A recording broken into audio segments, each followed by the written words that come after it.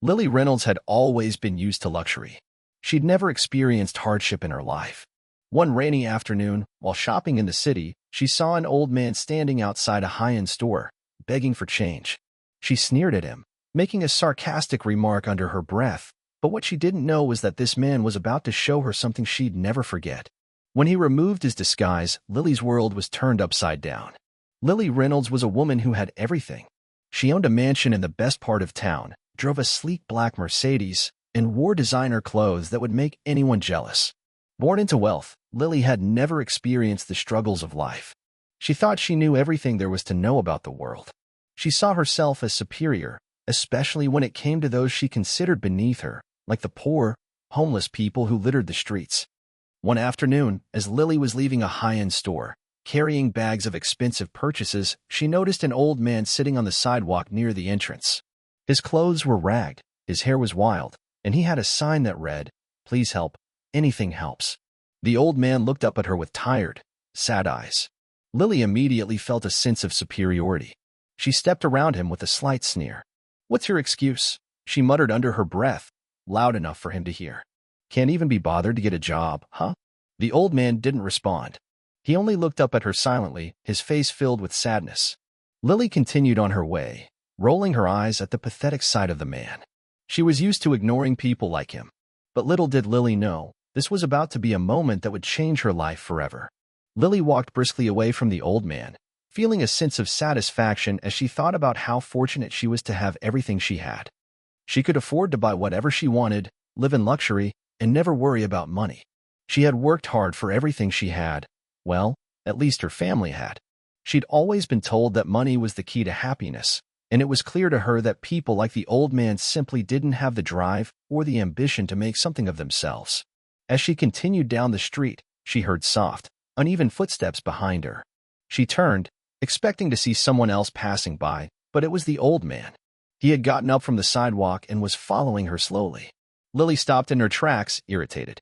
"Are you following me?" she demanded, hands on her hips. The old man stopped a few feet away, his eyes still filled with quiet sadness. "Excuse me, young lady," he said in a soft, raspy voice, "but I think you dropped something." Lily looked down, expecting to see a bill or some change on the ground. But nothing was there. "I didn't drop anything," she snapped, already annoyed. "I'm not interested in whatever you're trying to pull." The old man smiled faintly, his wrinkled face softening slightly. "I wasn't trying to pull anything, but I think you've made a mistake.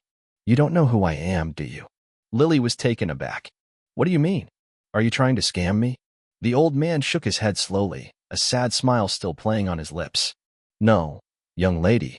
I'm not trying to scam you, but I am about to show you something that may change your perspective." Lily laughed, not taking him seriously.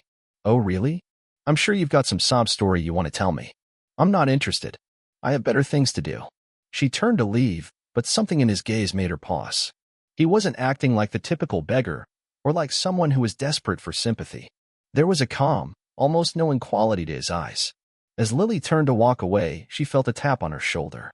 She spun around, irritated, ready to tell the old man off. But what happened next took her completely by surprise. The old man began to slowly remove his weathered, ragged coat. Beneath it, he wore an immaculate, tailored suit, expensive, well-fitted, and clearly custom-made. Lily's eyes widened in confusion as he removed a hat from his head, revealing a full head of thick, dark hair. He was no longer the hunched, old beggar she had mocked only moments before. The transformation was so dramatic that Lily could barely comprehend what was happening. The man standing before her no longer resembled the homeless figure from earlier. He looked every bit the part of someone with power, wealth, and status. I don't understand," Lily stammered, her voice faltering. "Who are you?" The man smiled softly. "My name is Jonathan Hale." Lily's mind raced. The name sounded vaguely familiar, but she couldn't place it. "I am the owner of Hale Enterprises," Jonathan continued, his voice steady and calm. "I'm one of the wealthiest men in the country." Lily's jaw dropped. Hale Enterprises was one of the largest corporations in the world. The name was synonymous with luxury and prestige. The man standing in front of her was someone she had heard of, someone who was revered by people who aspired to live the life she had. "I know this must be a shock to you," Jonathan said, looking at her with a kind yet stern gaze. "But I wanted to teach you something today." Lily blinked, her mind trying to catch up with the sudden shift in reality. She had mocked this man. She had ridiculed him, thinking he was just another beggar on the street. But now, he was standing before her, the very embodiment of success. Jonathan chuckled lightly at her stunned expression. You see, young lady, appearances can be deceiving. I've lived a full life, and I've experienced both the highs and the lows. And sometimes, it takes a person like me, in this disguise, to show others that true wealth is not measured by the money you have, but by the kindness you show to others. The way you treat people matters far more than your bank account ever will. Lily was speechless. Her mind was reeling with the realization of how wrong she had been. She had judged him based on his appearance and his circumstances without knowing anything about who he truly was. And now, in front of her, he was revealing a lesson that was worth more than any luxury she owned. Jonathan continued to speak, his words slow and deliberate. You, my dear, are like many others in this world. You have been raised in wealth and luxury, and you've come to believe that money is the key to everything. You believe that it gives you power, status, and the right to look down on others. But let me tell you something, you're mistaken. Lily stood frozen, her mind a blur of thoughts and emotions. She wanted to apologize, but the words wouldn't come. How could she? She had been so arrogant, so judgmental. True wealth, Lily, is not about what you own. It's about how you treat others, about empathy, kindness, and generosity. You see, I've lived a life with everything you could ever imagine, but I've also seen the struggles of people like you. People who are so wrapped up in their wealth that they fail to recognize the value in human connection. They fail to see that the greatest thing you can have in this world is respect for others and the ability to help those in need. Jonathan paused, letting the words settle in. I know it's hard to understand when you've never been without. But trust me, when you've been both rich and poor, you realize that the riches of the soul are far more valuable than anything money can buy.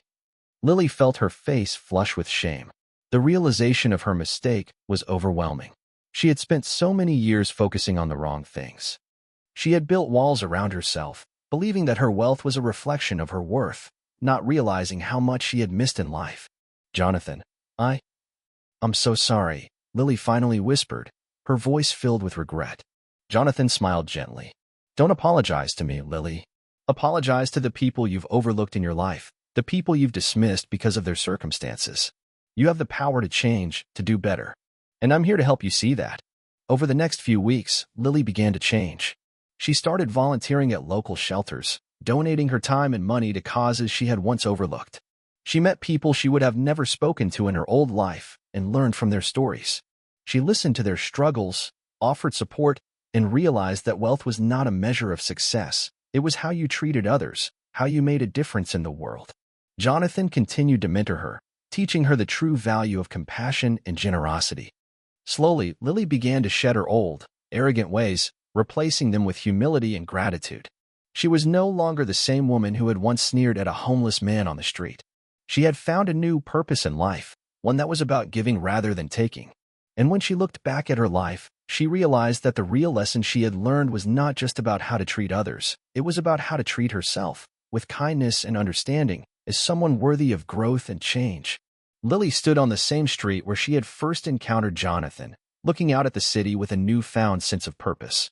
She had come a long way from the woman who had once ridiculed someone she deemed beneath her. She had learned that true success wasn't about material wealth, but about the richness of one's heart. Jonathan's words still echoed in her mind. True wealth is measured by how you treat others.